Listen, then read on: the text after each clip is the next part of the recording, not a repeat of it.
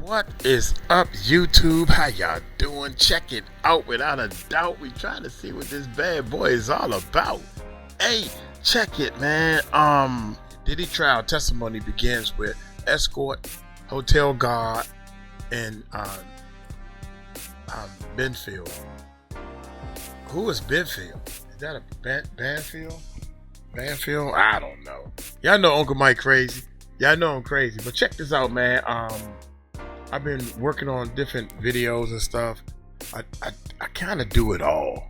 So right now, what I'm doing is trying to set up something for my editors and different things can work these edits.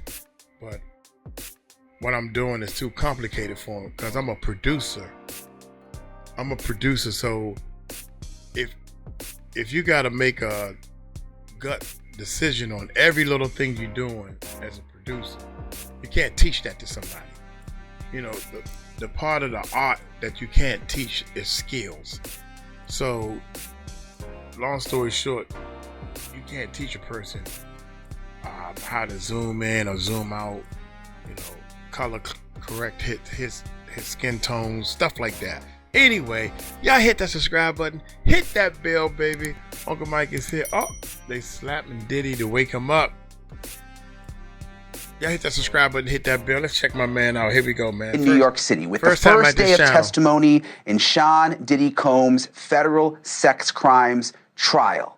After seating a jury of 8 men and 4 women, the prosecution delivered its opening statement, and they came out swinging.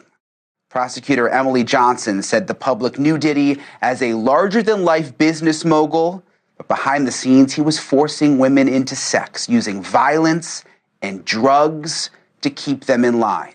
She said Combs had an inner circle that helped him commit sex crimes, drug crimes, other crimes, things like arson and kidnapping.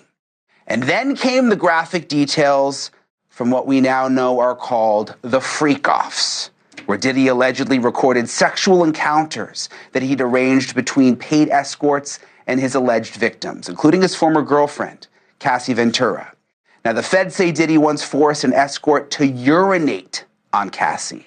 That came out in court today. When it was the defense's turn, they didn't... See, nobody... We done covered 3 videos on this, and nobody said anything about the urine. Nobody said that. This is why I do so many different channels, man, because everybody will say all the stuff they think is important information. So you mean to tell me Diddy had I never knew into what's the boy name? God, what's the boy name that peed on that girl and he's still locked up? Oh my God, I can't remember. Uncle Mike terrible with names. Oh my God, I can't think of his name.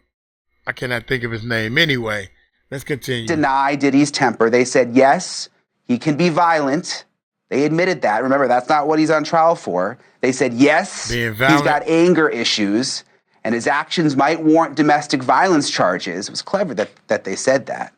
But trafficking and racketeering, again, that's what the federal case is about. The defense says those don't apply. And all that freak-off sex, according to the defense, they say it was consensual. They said that Diddy's love of baby oil, and this was actually a quote, they said the love of baby oil was not a federal crime. Cassie Ventura did not take the stand today. She is expected to be there tomorrow, and she better soon. This is another very interesting part of all of this. She is about to give birth to her 3rd child any minute now, and she's about to get on the witness stand, about to have a baby. Another twist. 2 witnesses were called today, including a former security officer at the hotel, where Diddy is seen on video attacking Ventura brutally. You remember that video back in 2016. The prosecutors played the video. The witness testified that Diddy tried to pay him off with a giant wad of cash. The day's second witness was a male escort. This is where it really got very juicy, who says that he was paid by Diddy numerous times to have sex with Cassie while Diddy sat there in the corner masturbating and watched. He says he once saw Diddy throw a liquor bottle at Cassie and heard him beating her in another room. In court today for all of this was Lauren Conlin. That's the host of the hugely popular true crime podcast, The Outlier and Pop Crime TV on YouTube. There she is. There's Lauren. Also joining me now, News Nation national correspondent Caitlin Becker, who has also been all over the story. I want to start with you, Lauren, though, because I am so intrigued by what it must look like and feel like inside that courthouse. With these federal cases, we don't get to see anything, just those very weird, like cartoonish sketches.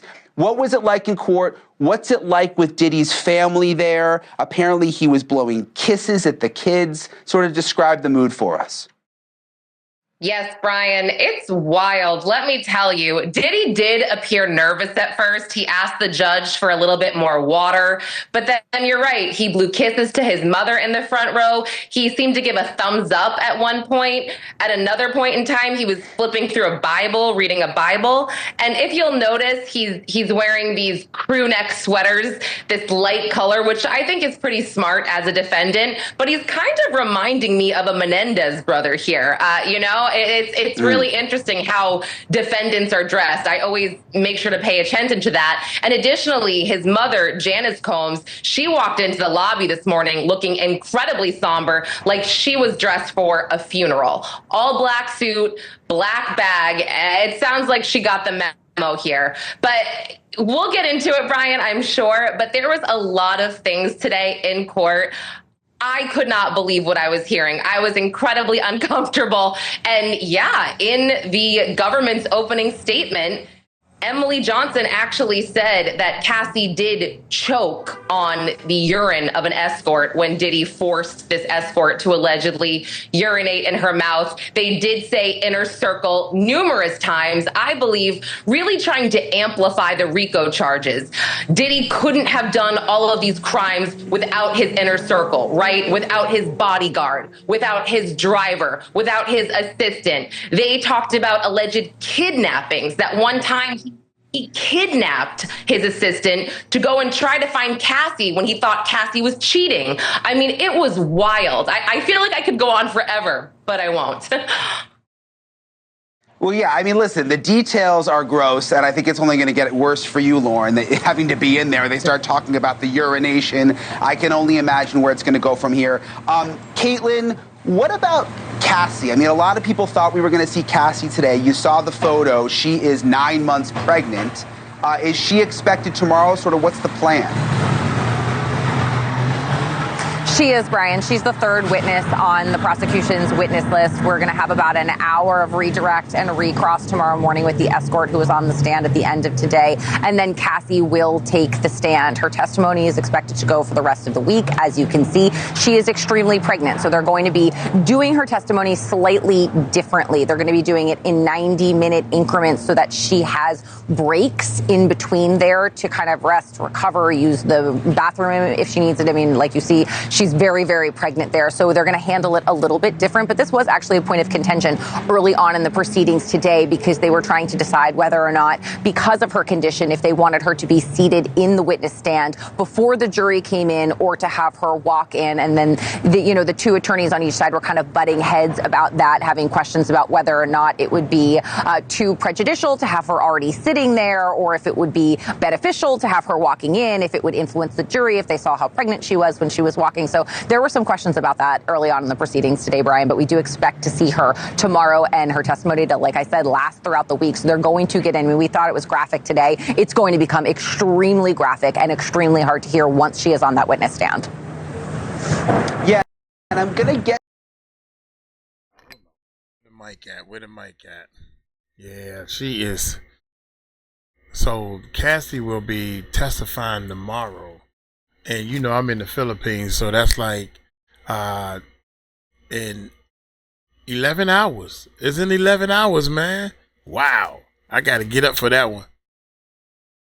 Get to the fact that she's 9 months pregnant and the impact that could have on the trial in a second with our legal panel. Because think about that. I mean, that's a visual there for the jury. She's going to get up on the stand about to have a baby. There's sympathy there. How does that play? And we're going to get to that in a second. But Caitlin, Cassie's husband, Alex Fine, was he spotted in court today? I mean, has he been in and out of the courtroom?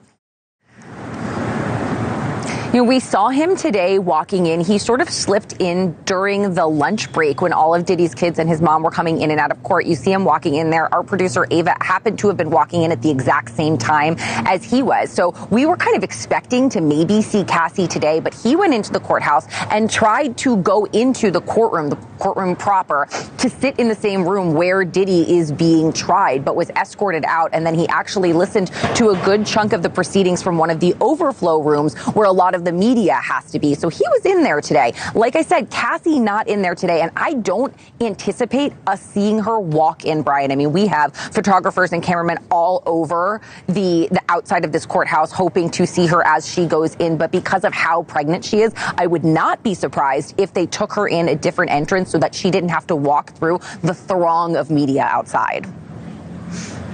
Lauren, tell me a little more about this male escort, the vibe that you got from him. What does he actually look like? Because all we've seen, again, are the very cartoonish, courtroom sketches. Did you find his testimony believable? Obviously, some of the stuff he said, I mean, the fact that Diddy's in the corner masturbating, he's having sex with Cassie. What did you make of it? Yes, I found his testimony to be incredibly believable. He seemed genuinely affected by what he saw happen to Cassie. This man truly seemed to care about Cassie. He did have, whatever you want to call it, some kind of relationship with her for probably about 1.5 years. And he actually testified that he, at a certain point, wasn't able to perform for Diddy and Cassie. He got erectile dysfunction because of what he saw. He said he saw Diddy at one point after an encounter drag Cassie by the hair from her computer seat all the way back to her bedroom while she was kicking and screaming and crying. And after she apologized and came out, he said that Diddy said, okay, you guys want to continue? And he couldn't perform. And that was it. From there, he could not perform after that. And he saw Diddy abuse Cassie 2 or 3 more times after that as well. And this is a muscular guy. He was 41 years old, a bit smaller. But again, he seemed incredibly affected by what he saw. And was there, just quickly, Lauren, was there a point where he talked about, because I was trying to follow the blogs, again, it's hard, you were in there, it's difficult for us on the outside. Did he talk about Cassie at one point being under the influence of drugs to the point that she was slumped over, and did he still wanted him to have sex with her?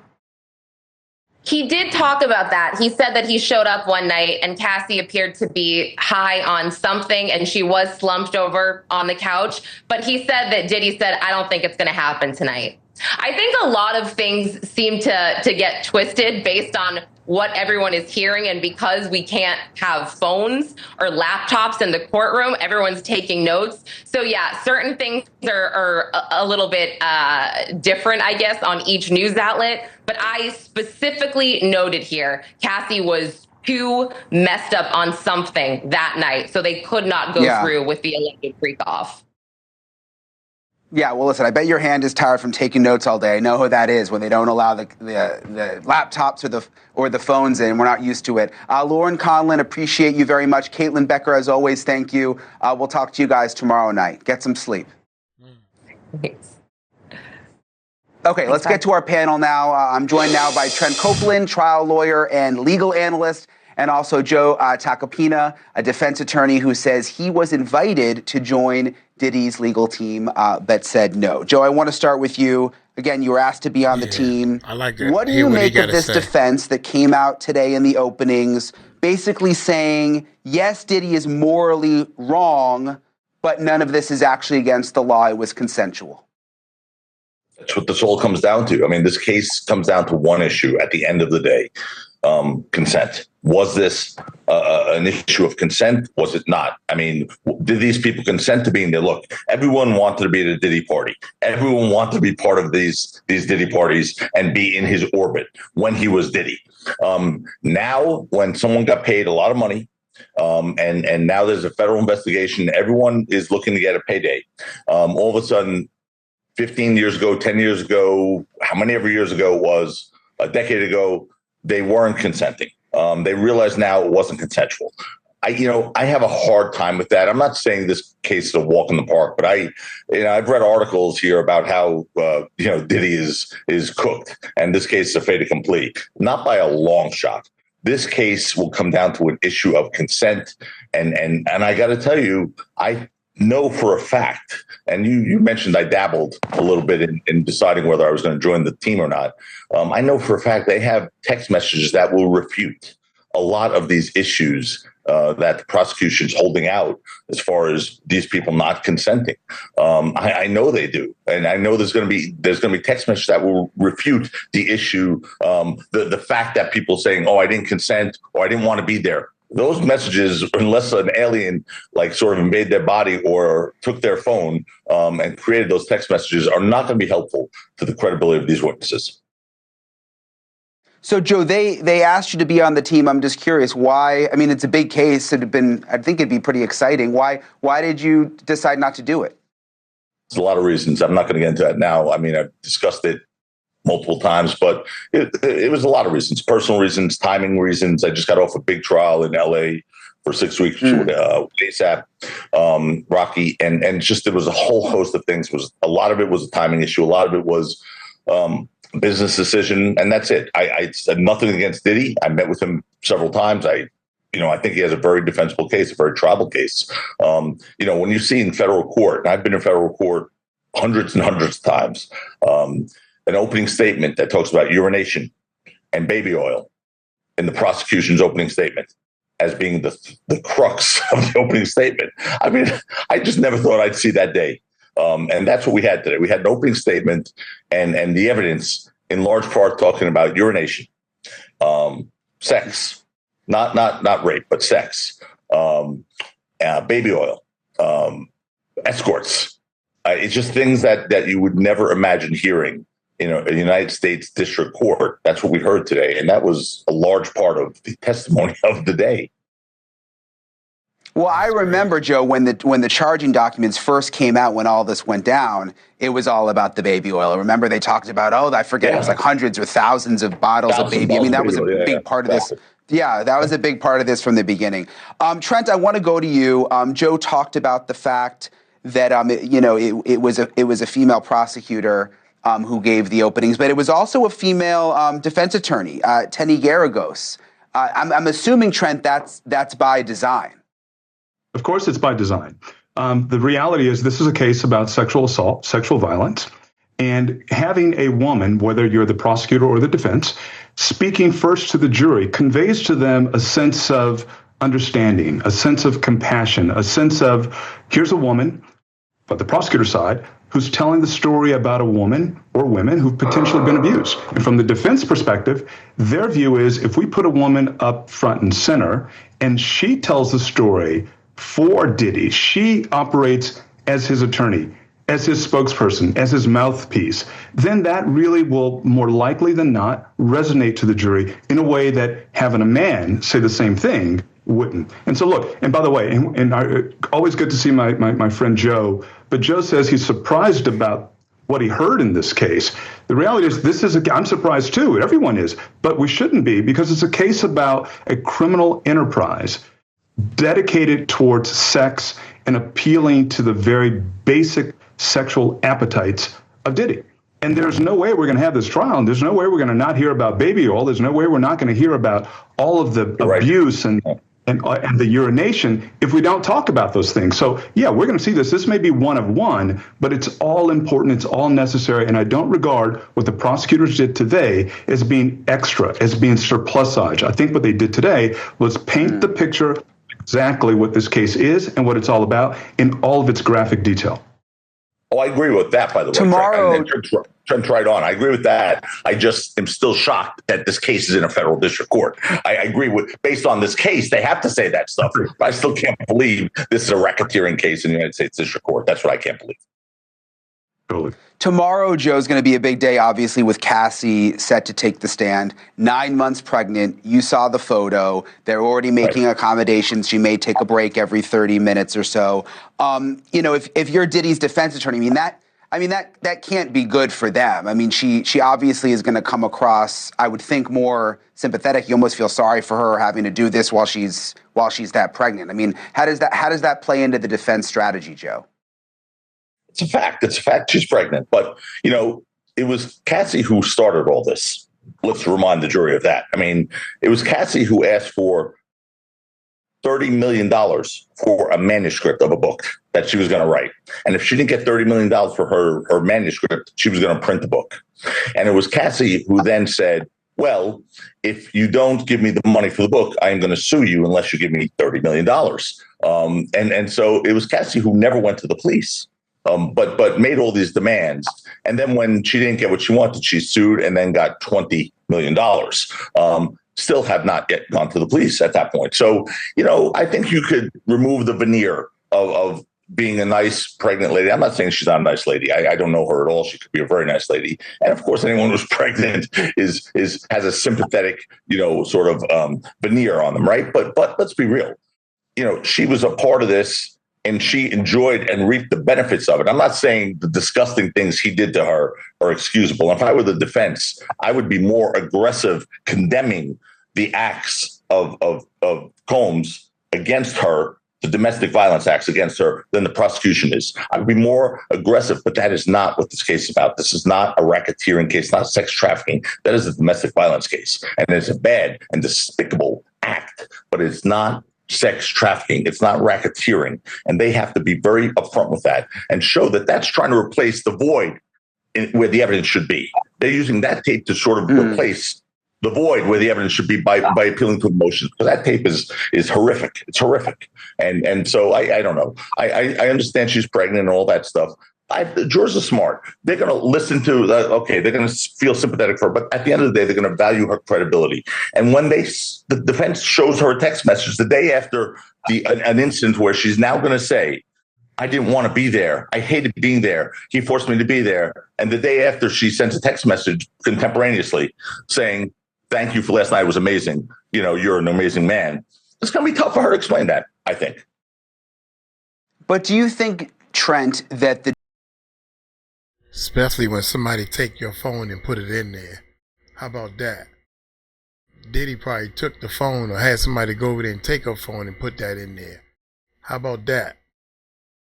Can't wait till she testifies tomorrow. The jury will see through that in the sense that relationships are complicated, abusive relationships are complicated. I think most people know that. You can be abused and then the next second be sending a text that says, I love you because you like the rich lifestyle, but you're also being abused.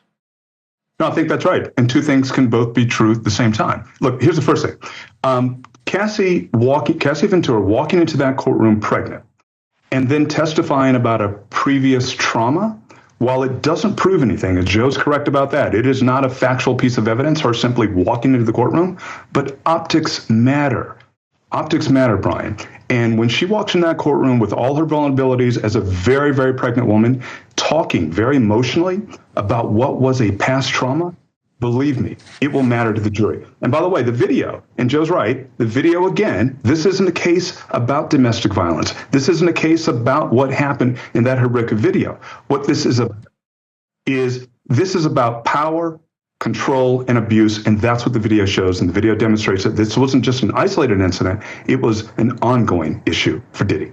Thank you for watching. Subscribe below and download our News Nation app right now on your the ongoing incident, man. I can't believe how they said you got to stick to what the case is about, racketeering and all these other things. He's not on trial for abusing Cassie, so we got to remember that and stick to what the FBI got to remember it. So they the ones got to prove the case and win. I just want to see some satisfaction for half the people in the world that been hurt by this man and his organization. You know, all the way down to Mace. You know what I'm saying? And everybody who actually worked for Diddy. There's a lot of people other than Jaguar Wright is looking for some type of satisfaction. Look here, I'm gonna get on up out of here. Hey, y'all take it light, take it slow. Y'all tell them Uncle Mike told you so. Peace out.